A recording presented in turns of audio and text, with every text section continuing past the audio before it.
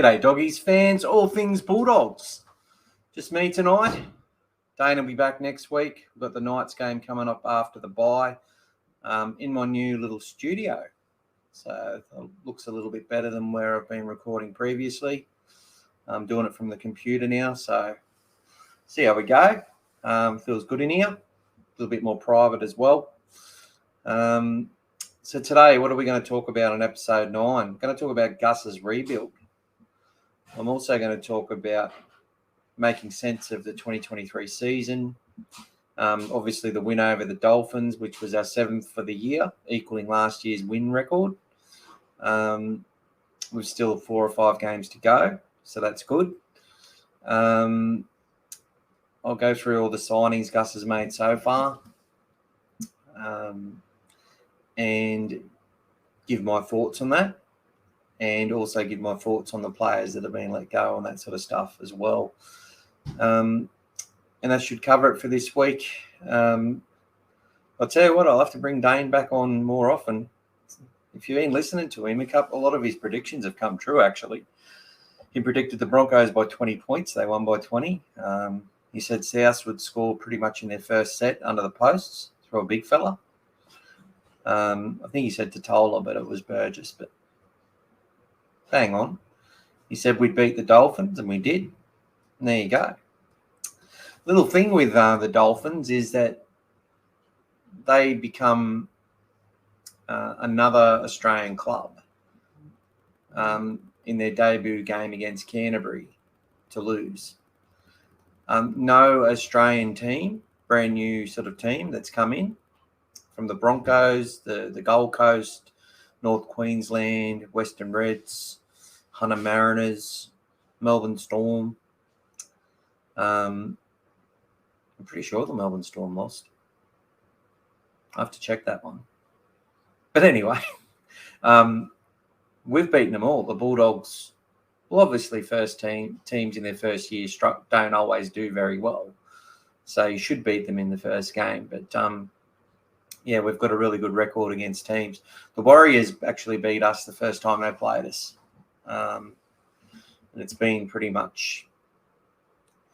They've had the wood on us the last couple of years, but prior to that, it's been, tit for tat for a very long time, and usually really close games that are never over until the final bell. So it's funny that, and we continually send home games over there for, I think, for commercial reasons, but it's also good. We've now got an academy there, so we might see more games against the Warriors in the future. But that was just something a little to add. And it was really good because Wayne Bennett's got a lot of love, especially for some dog supporters, trying to make a point about coaching and all that sort of stuff. Some good people out there making some pretty good points. But when you break it down, I don't think Wayne Bennett has ever had a challenge as big as Cameron Serrato has had this year. I'm not saying that Serrato hasn't made some rookie errors, because I believe he bloody has, for sure. But when you hear the players talk about him, I don't know if they're all just trying to hold their position, but even people leaving the club, they talk pretty highly about Cameron Serrato, and the former Penrith players are linked with him for life. So very good guy. But let's look at the ratings versus the Dolphins. This is going to flash up really quickly. You've got the names on the bottom there. But Averillo, I felt he was not too bad on the weekend. I gave him a 7. It's very consistent again. Wasn't his best game, though. Addo Carr, too many bad penalties. Braden Burns, really good game. Great try as well. Not too bad defensively. Carraz, another solid performance. Wilson, 3 line breaks, but gave up on the chase when he shouldn't have. And, that kick back in when should have passed. Sexton was solid again. Good couple of tries this. King, one of his better games. Marnie's efforts, especially in defence, the pressure he applied was fantastic. And let's let it run through. Tavita Pangai Jr., I've said this a few times. Someone said he's been crap all season. I think he's had probably 5 good games out of about 9 or 8 or 9. So we need the more consistent games, but he really had a crack with the ball. No offloads. Just played hard through the middle against his old mentor in Bennett, and the way he played was a good sign for the Bulldogs. He ran really hard. He ran good lines. Nearly scored a try. It was so funny looking at his face when he did that double movement. It was hilarious, actually. I'll put that over the screen again so you can look at the ratings again. But yeah, I rated him my man of the match on the weekend, Pangai. I just felt that the runs he did set a lot of things up. Burton was quite good, had some really weird moments in the game. But the Dogs still missed 50 tackles, but the line speed was really good. And a couple of the players would run.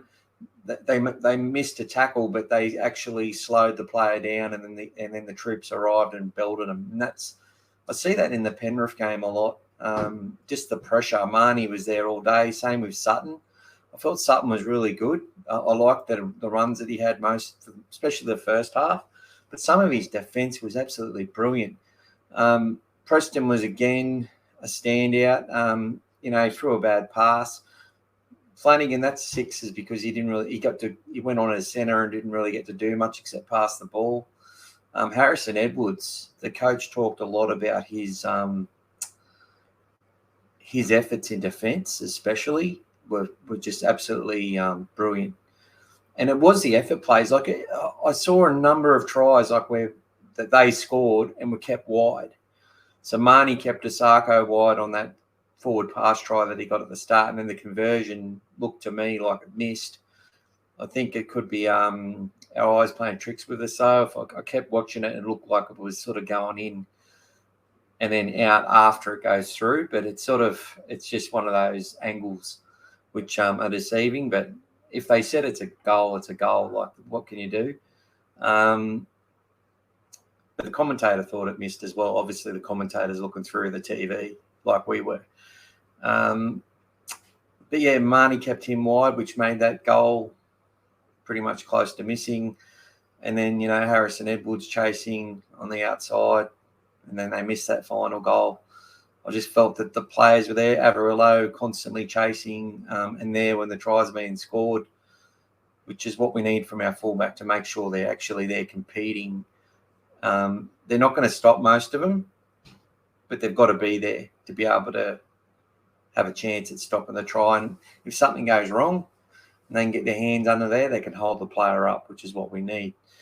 So a pretty good game. I thought the forwards were probably better than the backs. We got 4 tries. They said one of ours, they reckon, was a forward pass off Sexton into Wilson. Interesting, Wilson on the left and the Fox on the right. Interesting. But that play was a really good ball previously to Matt Burton running onto it hard, fast, quick play the ball, and then score the next play. So that's the stuff for us. And I saw a lot of that with Mick Potter, where it just plays where, even under Barrett at the start of the year, a lot of our tries are off the back of that deliberate, quick play the ball, a deliberate play, quick play the ball, and then we score on the next. JMK was very, very good at that, running off back of sometimes Flanagan. When Flanagan runs, it's usually a surprise for the opposition. If you can get a quick play the ball, things can happen. I remember when Hetherington was in the side, a lot was coming off him as well. And that's it's continuing to play out. I know it's in every team. Quick play the balls are essential, but I'm just really watching the way our tries are constructed, and I watch them over and over and over again, and you can see how these plays are actually like, they're not just playing off the cuff and sort of deciding on the run. They're actually working these plays and executing points and tries, and that means our attack's improved a lot over the last couple of years. Our defence still a worry, but people keep talking about saying that the injuries don't, like, disregarding the injuries, disregarding the lack of cohesion in the squad. attacking the coach for not making changes earlier. Now, I think he waited a little bit too long. But in saying that, how do you make changes when you're constantly forced to make 3 and 4 changes for injury every week? Like, you just, are you going to go and change 8 players at once? Like, it's just not the way things are usually done, and they don't need to be. But anyway, maybe if he'd done that earlier, in playing devil's advocate to myself, maybe if he'd done that earlier, maybe some of those players have a bit more cohesion now. But 7 wins, about to have our 3rd and final bye. That'll put us on 20 points. Can't make finals off that. It's too hard. I don't even think it's mathematically possible unless someone breaches the cap and loses their points or something. Probably a good thing.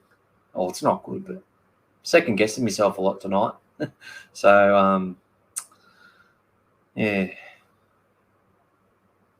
Looking at the rebuild and what's 2023 been all about? Well, 2023 looks to me like it's been one big trial. Like, I believe the coaches tried to win every game and they made some calls which I think were wrong, and I've said it numerous times. Perriman for Avarillo, proven the wrong move. Go with the cohesion that's there. Go with the star power that's there. Trust. They brought in Hayes Perham. If Hayes started in as fullback in New South Wales Cup and Joash Papali'i started as fullback in Jersey Flag, I think both players would have had a more settled season and would be on the up. I just believe that. I really do believe that. Joash has been in and out. They put him to utility for a bit after he's playing pretty good at fullback. Then back to Flag, back to fullback, back to Flag, back in the New South Wales Cup, playing well again, back to Flag again. Now, he's a really good kid, good player, under 19 rep for New South Wales winning team. Came off the bench, did well, got a try assist off the kick, and hopefully he can help Jersey Flag win the premiership this year, because that, with the Johansson brothers and a whole bunch, Harry Hayes has played a lot of cup. Eli Clark could go back there, and then you've got the SG ball players that come through, Mazzoni and Sewer, Gabriel, really good team. Damon Marshall, what a good player he is, and he hits hard. A lot of good kids coming through the system. What we need is that we don't need these kids coming into first grade in 2024. No. Unless they're absolutely killing it and our players in first grade just aren't up to it. And a lot of people sort of think that already, but the pathway is just too easy to first grade. And I don't mean any disrespect for the players that are not making first grade at the moment that are doing quite well, like Gerald Skelton has played 2 games now. One as the 18th man and come on and then got his go and did really well. Actually 3 games, I think. Yeah. And over 180 metres in both games. But he was doing the tough yards. Let me say that. The way they were playing. Not many metres through the middle from the forwards. It changed a bit on the weekend. We saw 100 metres from a couple of the guys in the middle, and some big metres again for Carraz and for Wilson. Burns played well. It's great, just great to get a win. I just think that we make things so hard for ourselves. It's like heart in the mouth sort of stuff. But then you go back to you're watching the game, and it was all those little efforts that made the difference in the end. Burton's little field goal before the half, I didn't mind that. Gus wasn't too happy with it, apparently. Just good to get a win. But again, 2023, you look at all the different players that have played different positions. Jackson Tupane, move from the right to the left edge, playing centre, using him there to cover rather than maybe shifting other players out that naturally play. And I think it cost us points. It really cost us points. I think if they made other changes, and I said this at the time, I think it cost us points in the game. I don't think we win or lose the game. I don't think the result changes, but I think we don't lose by as much. But maybe that's about coaching a player in a real life situation on the job and seeing if they've got what it takes. When he finally got a chance on the edge, Jackson, first game there, he did really well, I think, against Souths, when we won against their sort of reserve grade side. But then the soft tries led in against the Broncos. And I don't know where Jackson is. He wasn't there last week, not named anywhere. So I don't know where he played. So I've got to find that out. Because what a great kid. What a great guy. Absolute champion. You look at players like Jade Knockenball playing different positions. You look at Kyle Flanagan, a revelation now as a hooker and a backup hooker and a utility. Playing in the middle and way more of a threat when at the ruck from dummy half. Way more of a running threat. He's always been one that backs up and gets around the ball anyway.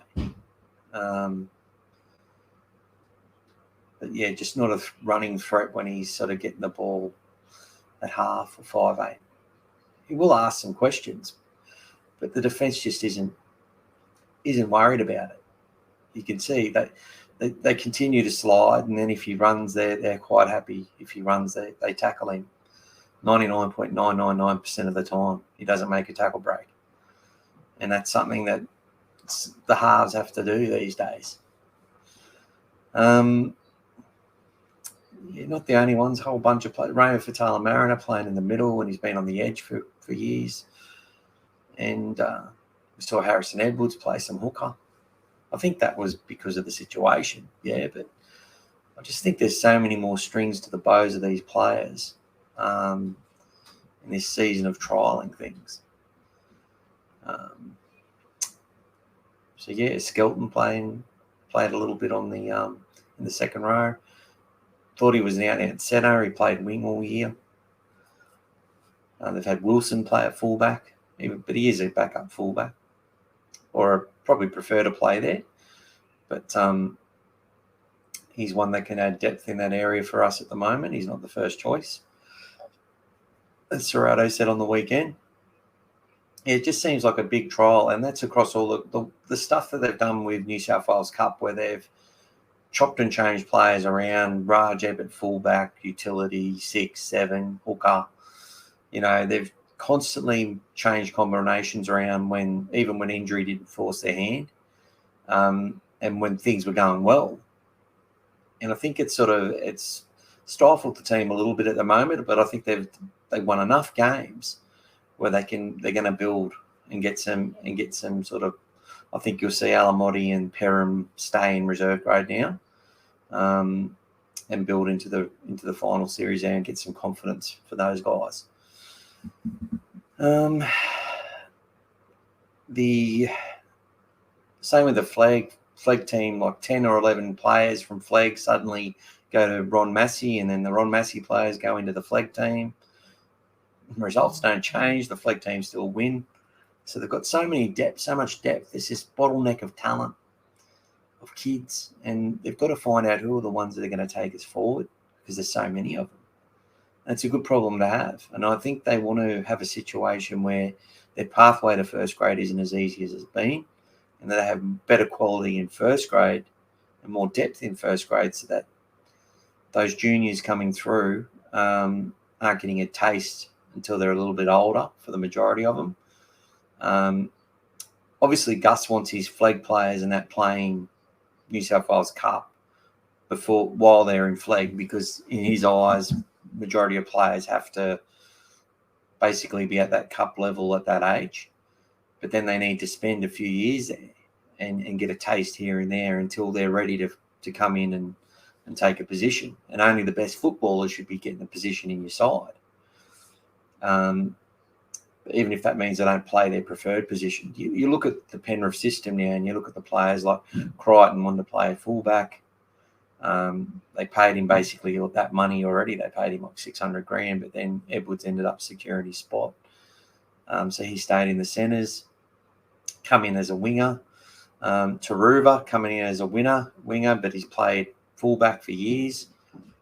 He eventually might be the fullback for that side. They got Iongi coming through, same sort of thing. May on the wing,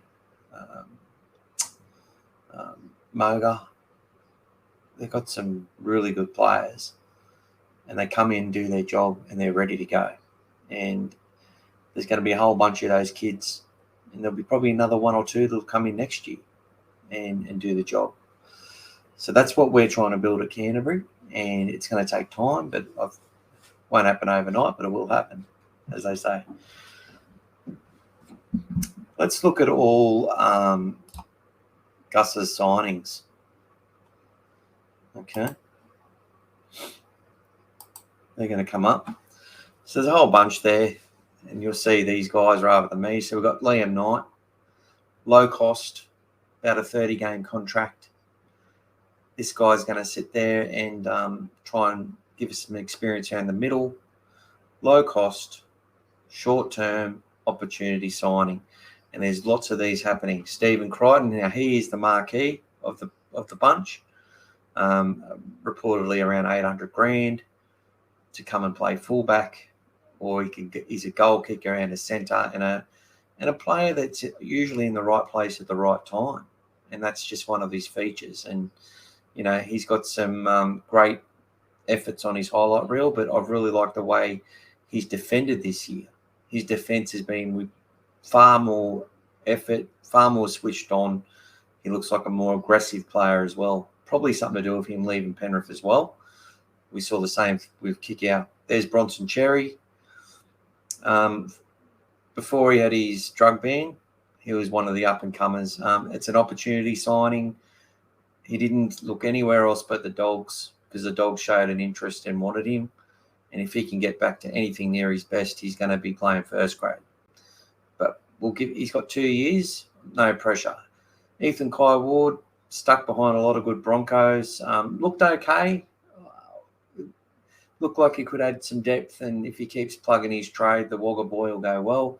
Katoga, he does look like someone with a little bit of X factor on that edge, and he's going to learn and be one to come in for Viliami Kick-Out in the future. Obviously, Cameron Serrato was a big signing from Gus. Don't know how much he cost, but he's given a long-term deal, and he's going to be given a long time to turn the fortunes of the Bulldogs around.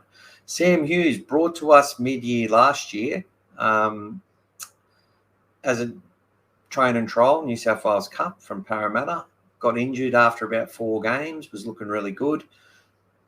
Only got going again, is showing promise, has been given another 1 year on his contract. Gerald Skelton, another one that Gus, giving an opportunity, playing rugby sevens, played for the Melbourne Rebels, I think 1 or 2 games. His cousin Will Skelton's the big head of our forward pack in the Wallabies, and this guy's got X factor and low cost, but I reckon he'll cost quite a bit more when he gets re-signed.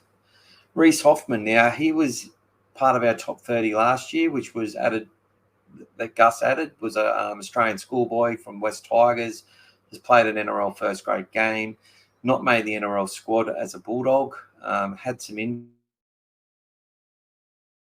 injuries. He found himself back in 30 after BBO was taken out of the 30 due to his injury. And I think he's signed for next year as well, but we'll see if he's still going to be in that top 30. I'm not too sure. Franklin Pele, a lot of upside with this Cronulla Junior Australian schoolboy. Absolute gun player, and I just think he needs to play more minutes. Hayes Perham was considered the next best thing to come out of Rotorua. I think that's the name of it. Sorry if I mispronounced it. The next Sean Johnson, they were calling him. Penrith wanted him. He got homesick, went back to the Warriors, destroyed Bulldogs in 2020, I think. And, they've given him an opportunity this year, and it just hasn't worked out well for Hayes Perham. Just hasn't combined well with the others. Some of his work, though, is great. Connor Watson is injury-plagued. Another injury-plagued player looking for an opportunity, could be signed by the Bulldogs. He is a winner, though, and he has got winning culture from the Roosters. Jamin Salmon, the weak-gutted dog, as Ricky Stewart called him. Experience, young, has skill, can play in the halves, can play on an edge. Takiaho, one of the best front rowers, the 1-2 punch with Jarrah Warrior-Hargraves. Since he left, they haven't been the same side. And if he can get back to anything near his best with his experience, he will help hold up our middle. But I think it's a big risk with him, but $500,000 is a good deal for him. Hopefully it's a good deal for us. Toby Sexton, now he's come back to the Bulldogs after we let him go before really playing much for us as a junior. He's a Queenslander. And Toby, the sex machine, just makes us look better. I like the way he runs to the line. I like his efforts in defence. I like the fact that he backs up. And I like his kicking game. There's a lot to like about Toby. Reid Marnie, brought to the club, made captain straight away. I think it's been difficult for Reid. I think coming back to the club that sacked him and didn't want him, he's got a point to prove, and I think he's overplayed his hand on the weekend defensively. I really love what he did. The 40-20 attempt again, I felt it was not what we needed at the time. I think we just need to grind sometimes, but I can't fault him for playing attacking football. Billingham and Kickout, we saw just how much we missed Big Bill Kickout, and that makes it 5 games as a Bulldog for 3 wins, 2 losses. And the 2 losses, one was to Manly when underdone, and the other was 2 points to the Warriors. We've got Max King and Ryan Sutton. Now, they said Sutton wanted out, but it doesn't look like someone who wants out to me. I think he's on about $400,000. I like the way he defended. He did miss 7 tackles, which is pointed out to me. But he was applying pressure. He was rushing up. And, they weren't just bad misses in the line, and he worked his ass off. The 2 Jacobs, Jacob Preston and Jacob Carraz, 2 of the best signings we've seen. And just they're both awkward, aggressive, fair and honest. They try their hardest. They do their best. And they've won hearts and minds of the fans of this club. And I think with those 2 in our team, we're a much better side. And Jacob Preston is our best player this year for sure. Definitely. And we also had Max King in there. So another opportunity signing, heaps of injuries, but hard. He's been carrying injuries all year, but I think he's missed 1 or 2 games since he come to the club, which has been fantastic. And he's been a true leader. And I think he's getting back to his best now. He's starting to get back to his best. His runs are a lot better. His runs at the start of the season were fantastic. And the thing is, when we've got our full team there, each player can just do their job, and their job's easier to do. When they're in their lane doing their job, they don't overplay their hand. They don't have to try too hard. They just have to give their maximum effort in the job they need to do, and it just seems to work a lot better. Look, we're still pretty poor against the Dolphins, I must say. I think there was elements which you're going to like. I felt we were the better side. But they got some good players. Definitely got some good players. They're not, they're not chums or chumps. So it was good to get the win, as I said before. But going through all those players that have come, and I didn't include New Brown, who's just gone across to Newcastle, or Matt Burton or the Fox. But you look at the players there's a common denominator there. And I forgot to include Blake Taff in that as well. So, Blake Taff, absolute gun. Now, I can't believe we let Avrilo go. I'll say that every week, I reckon. But Blake Taft's not a bad replacement, a pretty good replacement. So I think that with Blake Taft, he's just got a really good passing game. He's got a really he plays with a lot of intensity, aggression, but a fair player. Like, he's not dirty or nothing. He's just always there. He's always trying, giving 100%. And I just think that he is probably the better option for fullback. And I think a lot of Dogs fans agree. And I think we're a good side if we've got Crichton playing on one side of the centre, and then, a whole other bunch of options that are coming through our system, from Skelton to Carrage to Sherry is coming over. Like, we're going to have some pretty decent attacking and defending outside backs. And it's always been a big part of our club. Uncompromising, tough centres. Not always the fastest at the Dogs, but you get Bronson Cherry and you've got the fastest. And I suppose we've lost Jake, but Bronson's pretty freaking quick. I think he's a bit quicker than Jake. He might even be quicker than the Fox. We almost go to having one of the fastest back lines in the comp, which is very, very important. But what can we say about these signings? There's two things with this rebuild. All of the players, 90% of those players are coming from teams that have regularly played finals, played grand finals, won grand finals. Takiaho grand final winner, Jamin Salmon grand final winner, Stephen Crichton grand final winner, Jewel probably a 3-time winner by the end of the year, Bill Kickow dual premiership winner, Reid Marnie grand finalist, perennial semi-finalist, Liam Knight numerous semi-finals, grand final. I don't think he played in the grand final though against the Panthers. Blake Taft played the grand final against the Panthers because Latrell was injured. He did a great job. They nearly won. Like, Takiahara, he won premierships at the Roosters too. Dual premiership winner. These are important players for our club. You look at Souths when they come back from what they had to come from, and they got Roy Asatasi from the Bulldogs. And by the time he was done, they were starting to play regular finals and then win the grand final in 2014 against us, obviously.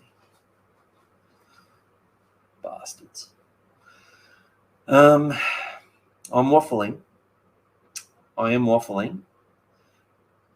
But that's the thing. They're either... You got this handful of players now which are considered top 4 or 5 in their position in the game. The Fox, definitely in the top 5 wingers in the game. Stephen Crichton, definitely in the top 5 centres in the game. Bill Kickout, definitely in the top 5. I'd say probably the best edge back row in the game. Jacob Preston, it won't be long before you say he's in the top 5 back rowers in the game. I think he is already. You wouldn't swap him, would you? Who would you swap him with? Tell me. Who would you swap Jacob Preston with? I couldn't believe his rise. Like I was sitting there writing him off at the start. I'm going, he might play some first grade by the end of the year and turn out to be a really good kid that comes through and does better than our juniors. But from the first trial, he looked better than everyone we had. Like, we've lost nothing with Jackson getting him, and that's a big call. Big call. Future captain, as they say. Really good guy too. Really good guy. Jacob Carraz. I reckon he's in the top.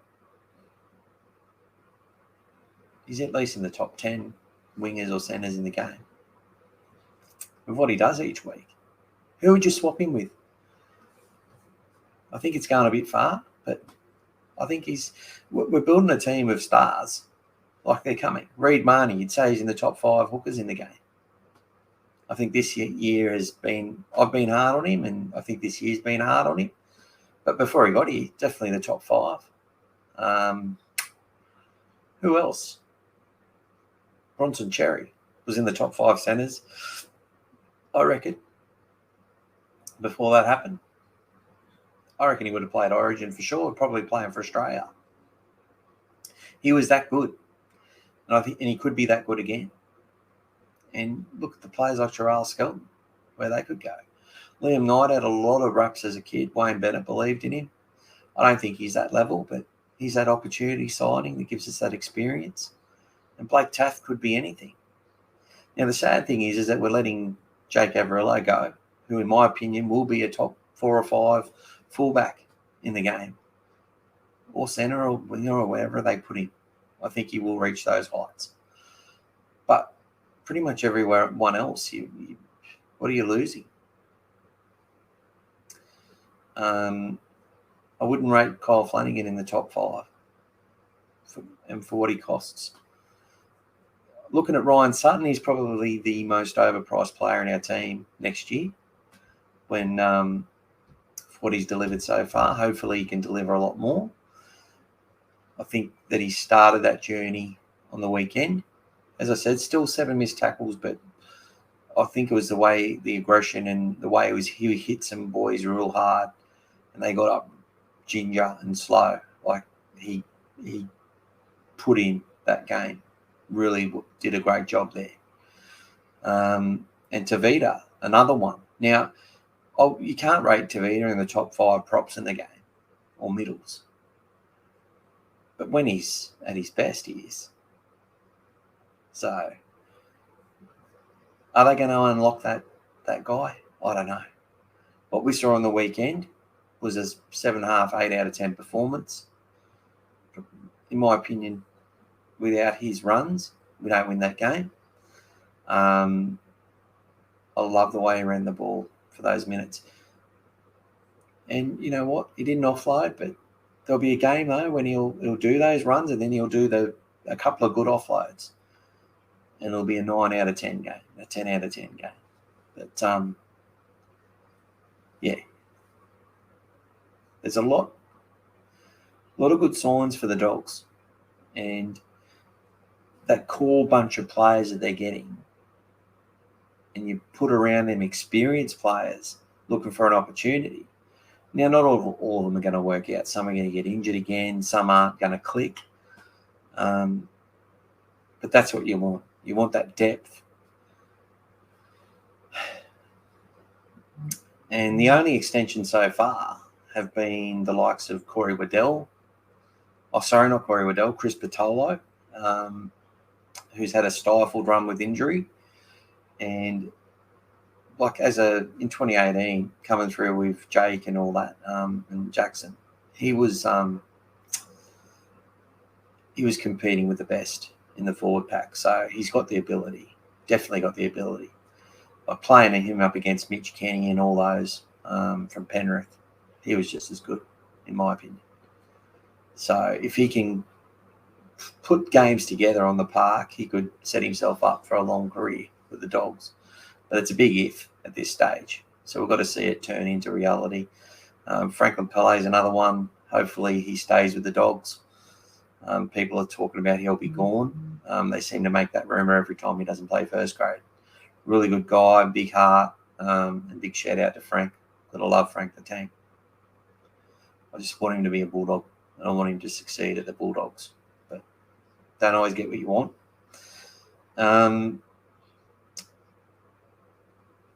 The other thing with Gus, so he's got this core of players, core group, which are pretty good in their position, in the top 4 or 5 players.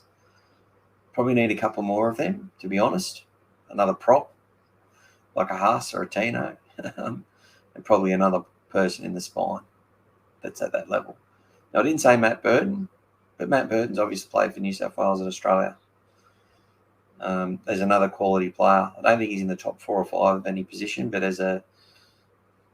he's definitely top 10. Okay. And got a lot of upside. More upside than the other halves in our team. And Sexton's got a lot of upside as well. I think there's something special about Toby. I really do. And I think we can sense it. And I think it's going to go well. Toby's going to be a halfback. He can do everything. He can do it all.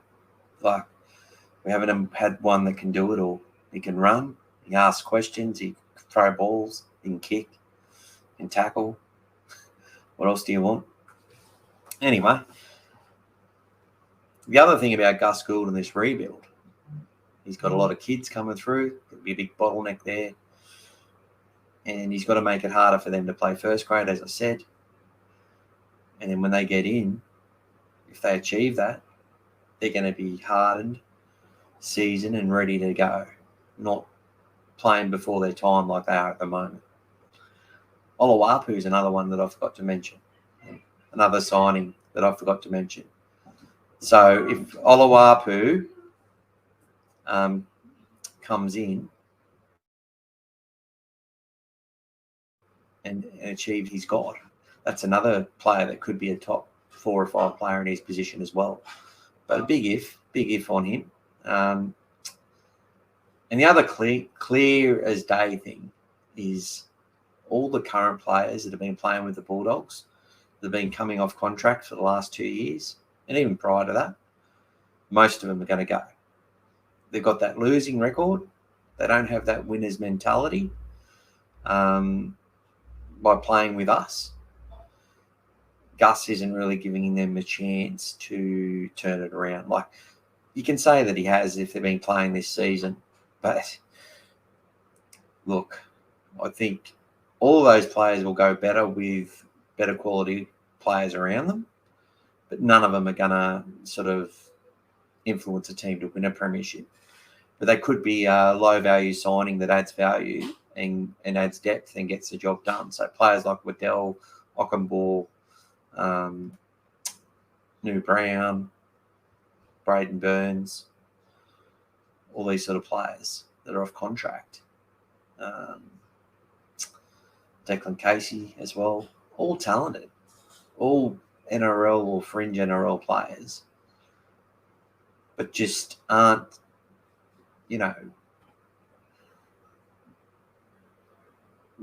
players we're getting in, some of them are like for those, but the like for like difference is that the players we're bringing in have won grand finals and know that winning is the expectation, not the exception. And that is the important thing. That is.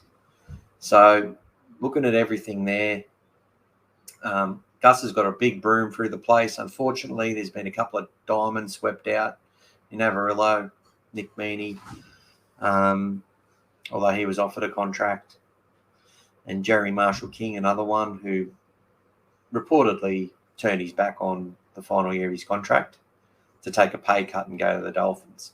Interesting. And now he's making more than that, so they've already upgraded him, which is fantastic. And you can see he was one of their best players against us, and was our best player last year. So, and Paul Vaughan was the other one that I think would have saved us a lot of issues. And if he was playing this year, we would have had, I think, improved and been more consistent in our performances. I think our best performances are better. The way that we've won some games, like being under a lot of adversity and grounded out and won games. All the games we won at the back end of last year, we dominated them pretty much, except for that last game against Manly, where they were flogging us and we come back and won. But it's been a lot of that, like against the Titans, against the Cowboys, in the game a long time for the Warriors, in the game a lot, probably the better side against the Roosters. Our best performances, I think, have been better and more dominant, and we've looked a better team. But our worst performances have been 2020 level, diabolical. So when looking at overall improvement, it's subjective. 4 more games to go.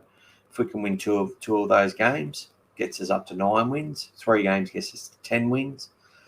I think we're a realistic chance of winning 3 of those games. I really do. It's not going to be easy, but we could be a big nuisance to sides like the Raiders, Manly trying to get through, be a big nuisance to Newcastle, or I think could make a big run. I was worried but the week before they smashed us, and that they are the real deal. They've got their full team except for their hooker, but Crossland, I should say, doing a great job. But we could prove a big pain in the ass for their finals chances, and that's going to be a good thing for the Dogs. We've had these runs before under Dean Pay for a couple of seasons where we came home strong and had hope, and then started the next season poorly. So we've seen this before, but there's a lot of positive changes coming to our club as far as personnel goes, and more winners in play and less losers, unfortunately. And it's pretty obvious. If you've been at Canterbury and your win record is under 20%, like most of the players in the system at the moment, you're not really staying at the Dogs. Since the Fox and the Burton and the like have got here, we've won 14 games, right? 14 out of about 40 or something. So it's a lot better than it was. It's a lot better than 6 out of 50. So anyway, guys, that's my thoughts on it all. I have waffled a little bit. I'm in the new, a bit tired. I had to move all this today after I worked. And, moving a lot of furniture around, tires a big fella like me out. Dane will be back next week, as I said. I'll go through some of the predictions he's made. Might have to get onto a gambling site or something and get a sponsor, because he's given tips that win. Oh, they wouldn't like that, would they? Can't give winning tips. Anyway, hope everyone's well. Like and subscribe if you like. We're up to 560 now, which is fantastic. The Facebook groups are going well. Everything's going well. We just want the current team to go a bit better. But yeah, much better. They won last week. Willie Army Kickow coming back was huge for us. Having that edge presence both sides helps us so much defensively as well. Obviously, once he started getting tired, they started making some inroads. But yeah, I think when he's out there, you can see the type of defensive style we want to play. And Big Bill Kickow, I just hope he can stay on the park. If he can play 20 games for us each year, we'll be in a much better position. Anyway, everyone, thanks for listening in. Go the Bulldogs. Hopefully you like me Bulldog stuff in the background. Got a lot more of it. I just know where to put it at the moment. Take care, guys, and thank you very much. Cheers.